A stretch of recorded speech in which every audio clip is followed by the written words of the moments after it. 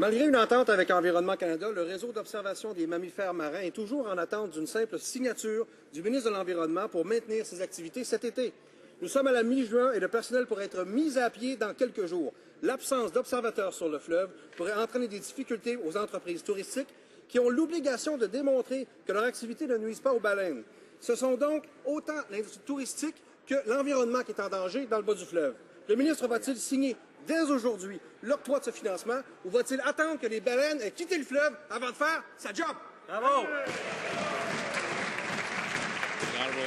Minister of the Environment.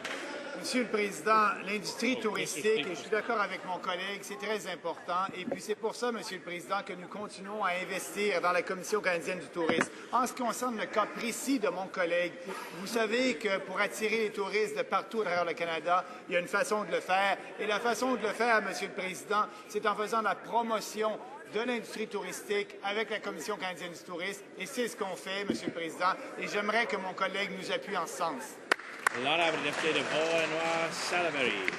Ça manque complètement de cohérence, Monsieur le Président, et les conservateurs ne se satisfont pas du démantèlement de la protection et des évaluations environnementales. Ben non.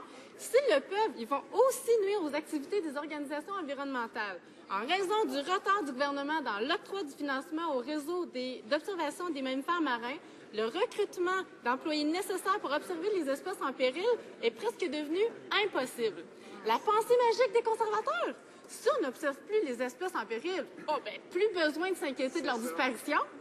Est-ce que le ministre va rattraper ce retard administratif inacceptable ou va-t-il regarder les espèces disparaître les bras croisés?